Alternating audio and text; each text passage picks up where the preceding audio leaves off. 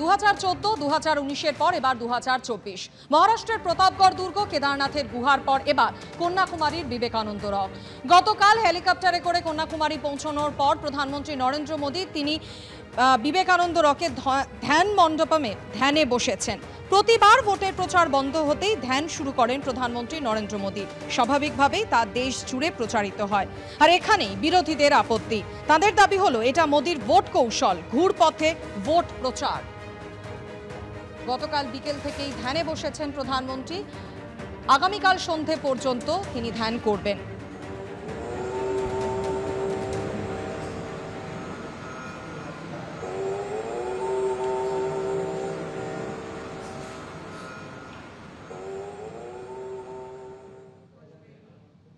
ধ্যানে বসাটা নিশ্চুপ প্রচার। মোদী সব সময় ভোটের সময় দেখবেন ধ্যান করতে ইচ্ছা করে। এর আগে আবার কেদারনাথে গেছিল, ভোট তখন ধ্যানের কথা মনে পড়েছে। মোদীর ভগবানকে মনে পড়ে ভোটের সময়। দেখলো রাম মন্দির দিয়ে হচ্ছে না, বাজার খেলো না, আবার মোদী বিবেকানন্দ রকে ধ্যান করতে যাচ্ছে। সেটা ধ্যান না ভান আমরা জানি না। ভোট শেষ হয়ে গেলেও ভোটের দিন পর্যন্ত যেন মোদীর ছবি মানুষের কাছে জল করে। কোথাও না কোথাও গিয়ে বসে পড়ে আর 48 ঘন্টা পাবলিসিটি খায়। যেটা 48 ঘন্টা সব পাবলিসিটি বন্ধ।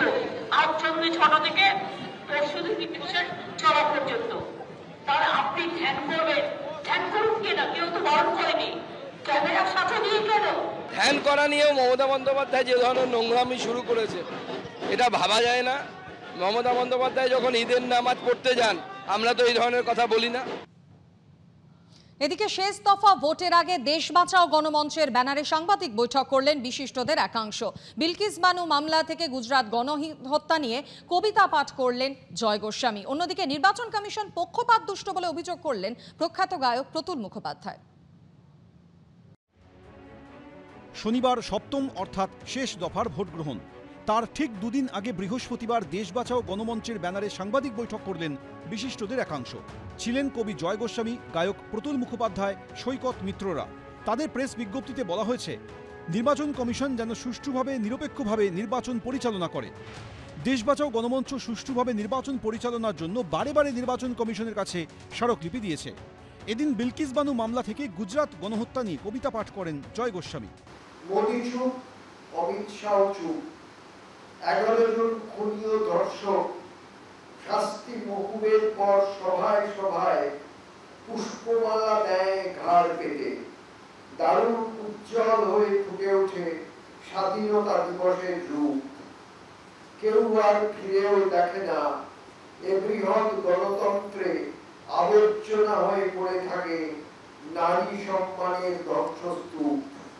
এদিন নির্বাচন কমিশন পক্ষপাত দুষ্ট বলে অভিযোগ তুললেন গায়ক প্রতুল মুখোপাধ্যায়।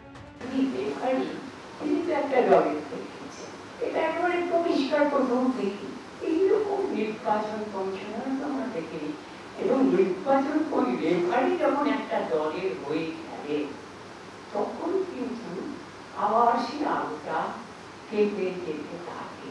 নির্বাকরা তারা সরব হলেন, সিলেক্টিভ বধিরতা কাটিয়ে তারা মুখের ভাষা ফিরে পেলেন। কারণ যারা সন্দেশখালী থেকে রামকৃষ্ণ মিশনের জমি হরপ করবার প্রশ্নে মুখে তালা চাবি এঁটে বসেছিলেন, তারা হঠাৎ করে প্রচারে কেন নামলেন? এই বিষয়গুলোকে সামনে রেখে আমার মনে হয় মানুষের কাছে গেলে আপনারাও এই প্রশ্ন শুনবেন। 4 জুন ভোটের ফল ঘোষণা। কৃষ্ণেন্দু অধিকারী, সৌমিত্র রায়, এবিপি আনন্দ, কলকাতা।